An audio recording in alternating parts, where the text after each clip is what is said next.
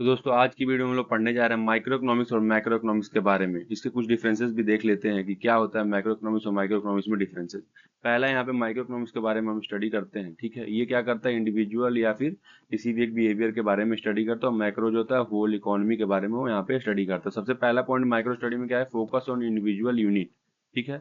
Micro economics study the behaviour of individual, मतलब किसी भी एक इंडिविजुअल के बिहेवियर को स्टडी करता है। Economics agent such as consumer form, किसी एक फर्म के बारे में, किसी इंडस्ट्री के बारे में ये एनालिसिस करता है, ठीक है। ये एनालाइज करता है how this unit make decision in interacted market, कैसे वो आप सिंगल व्यक्ति अपने आप को वहां पे डिसीजन लेने में हेल्प कर रहा है या मार्केट से इंटरेक्ट कर रहा है। ये कौन बताता है हमको, माइक्रो इकोनॉमिक्स बताता है, ठीक है। Demand and supply, it examine the forces of demand and supply, determine the price of goods and services and how this price affect the quantity produce and consume.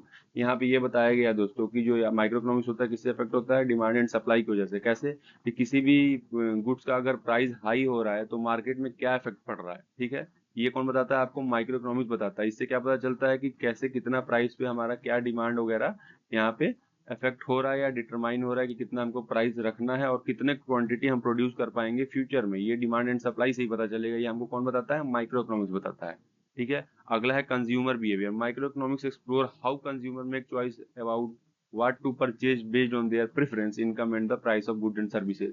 यहाँ पे माइक्रो इकोनॉमिक्स ये बता रहा है कि कंज्यूमर के behaviour को study करता है। इसमें क्या बताता है कि वो ये देखता है कि कंज्यूमर कैसे अपने परचेजिंग पावर का यूज करता है, अपने प्रेफरेंस के हिसाब से, अपने इनकम के हिसाब से, अपने price of goods and service के हिसाब से कैसे वो बाय कर रहा है, किस मात्रा में बाय कर रहा है, कौन से कंज्यूमर, कौन से लेवल के ग्रुप ऑफ पीपल चीजों को खरीद रहे हैं, यहाँ पे माइक्रो इकोनॉमिक्स बताता है, ठीक है दोस्तों। अगला क्या है, प्रोडक्शन कॉस्ट, मार्केट स्ट्रक्चर और प्राइस डिस्क्रिमिनेशन डिटर्मिनेशन, ठीक है दोस्तों।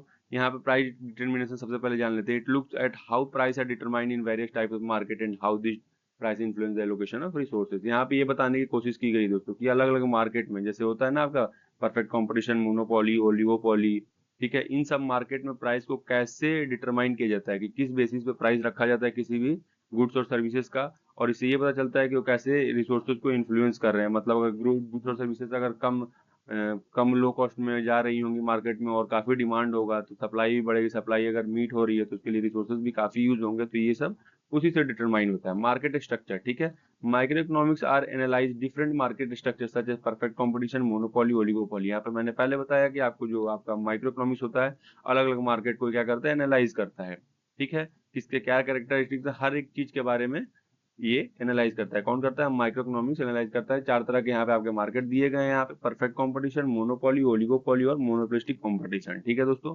और तीसरा चौथा पॉइंट क्या था हमारा, प्रोडक्शन कॉस्ट था। The branch study how firm decided what quantity of goods to produce, what input to use and the cost associated with the production. यहाँ पे क्या बताता है हमको माइक्रो इकोनॉमिक्स की, कोई भी फर्म हो या कोई भी ब्रांच हो वो ये डिसाइड करता है कि हमको कितना प्रोड्यूस करना है, ठीक है। कितना यूनिट हमको प्रोड्यूस करने हैं, उसके लिए हमारा कितना प्रोडक्शन का कॉस्ट आ रहा है, हमको कितना कॉस्ट रखना है, ये हमको माइक्रो इकोनॉमिक्स की स्टडी करके बताता है, ठीक है।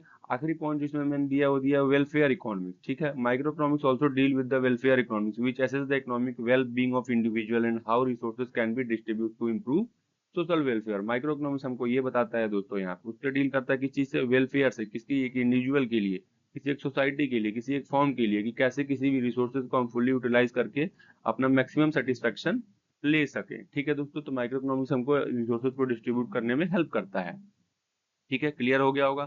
आगे हम मैक्रो की बात कर लेते हैं कि मैक्रो में क्या क्या पॉइंट्स है। Focus on economic as whole, जैसे उसमें इंडिविजुअल था ना दोस्तों, ठीक है। ऐसे ही यहाँ पे इकोनॉमिक्स है, मतलब वाइडर टर्म है macro economics. Macro economics study with the entire economic analysis aggregate indicator like GDP, national income, unemployment rate, inflation and overall economic growth. यहाँ पे माइक्रो इकोनॉमिक्स जो आपने स्टडी करता है किस चीज का करता है, एग्रीगेट के बारे में, मतलब जीडीपी, ग्रॉस डोमेस्टिक प्रोडक्ट, पूरे इकोनॉमी की, नेशनल इनकम, किसी भी इकोनॉमी की नेशनल इनकम, अनएम्प्लॉयमेंट रेट, उस देश में कितनी बेरोजगारी है, इन्फ्लेशन क्या चल रहा है, ओवरऑल इकोनॉमिक ग्रोथ क्या है, ये कौन हमको बताता है, माइक्रो इकोनॉमिक्स स्टडी करके बताता है।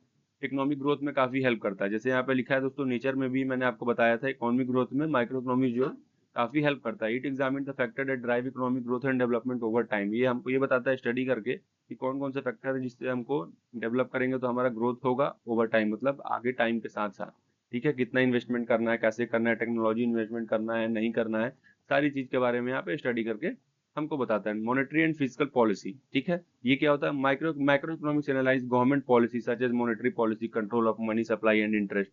And physical policy, taxation and government spending and their effect on the economy. Microeconomics हमको ये एनालाइज करके बताता है दोस्तों कि जो मॉनेटरी पॉलिसी है किसी भी कंट्री की वो कैसी है, टैक्सेशन पॉलिसी वो कैसी है, इकोनॉमी को कैसे अफेक्ट करती है, कैसे नहीं करती है। ठीक है दोस्तों।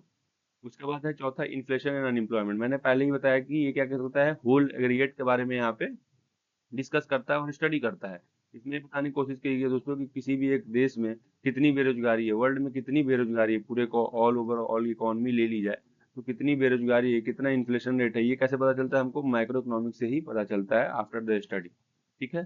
छठा, पांचवा और सातवां जो पॉइंट यहाँ पे मैंने जो दिया है दोस्तों, काफी इजी पॉइंट है। एक business cycle, international economy, aggregate demand and supply. जैसे एग्रीगेट डिमांड एंड सप्लाई मैंने आपको पहले ही बता दिया, ये पूरे होल इकोनॉमी के बारे में यहाँ पर डिस्कस करता है कि कितने डिमांड हमारा गुड्स और सर्विसेज का है, उससे क्या इफेक्ट हो रहा है प्राइस के लेवल पे, टोटल आउटपुट हमारा कितना प्रोड्यूस करना है किसी भी इकोनॉमी में, ये सारी चीज हमारा ये माइक्रो इकोनॉमिक से डील करता है।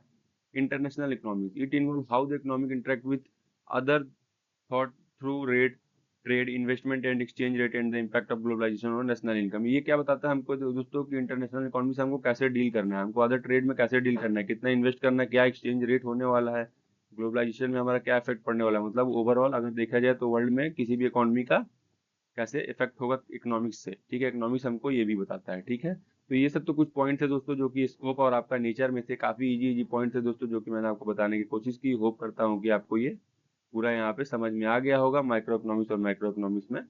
ठीक है दोस्तों, तो चलिए मिलते हैं अगले वीडियो में, तब तक के लिए जय हिंद।